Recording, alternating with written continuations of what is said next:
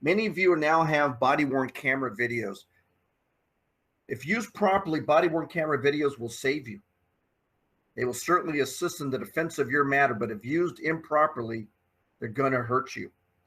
One of the things that we like to teach to all our officers and deputies, particularly those using body-worn cameras now, is you have the opportunity at the beginning of every shift to make a movie. You are the producer.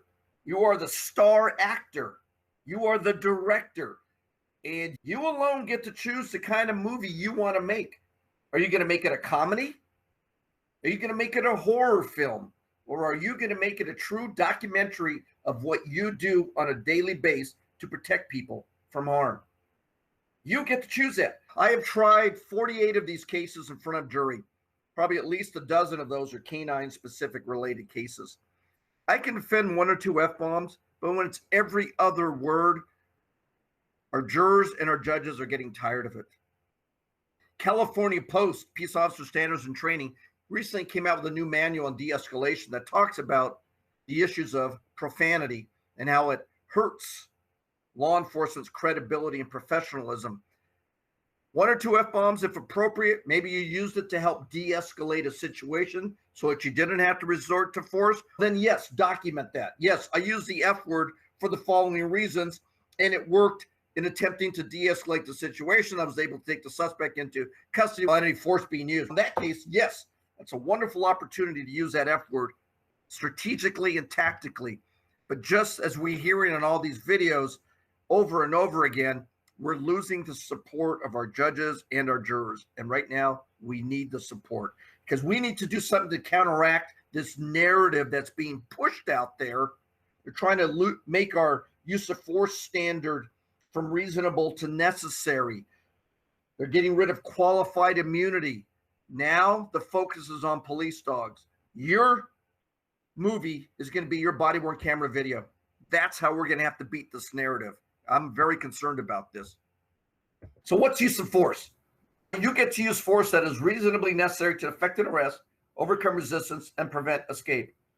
Unreasonable force is situations where you use more than the minimum amount reasonably necessary to defuse an incident or to protect yourself and others from harm.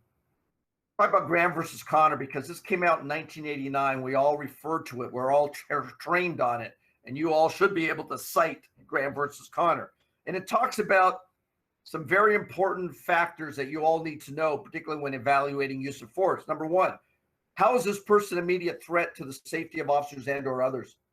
Why are we there in the first place? I don't like misdemeanor deployments unless there's a gun involved, but the severity of the crime at issue is certainly going to be a very important factor. And this is a person attempting to evade arrest by fleeing, by fighting and or hiding. And again, when it comes down to your deployment policy, I don't care if you're fight and bite, guard and bark, or sit and piss. It makes no difference to me. I have never had to litigate those issues in all the cases I have handled over the years. What is important is this a reasonably justifiable use of force under Graham versus Connor? That's what I argue. And this is the language that we use to argue on your behalf. The reasonableness of a particular use of force must be judged from the perspective of a reasonable officer on scene rather than with the 20/20 vision of hindsight. But we are losing this.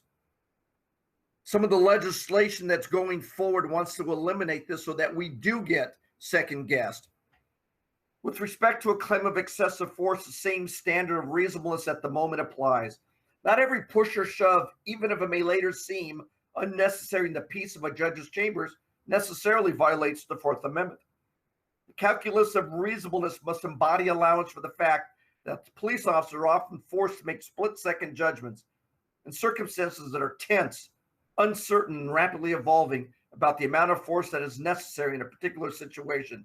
This video was brought to you by the United States Police Canine Association. If you found this information helpful, please subscribe to our channel and turn on notifications so you never miss our next video. For more information, check out our website, www.uspcak9.com and at uspcak9. Thank you for watching and stay safe.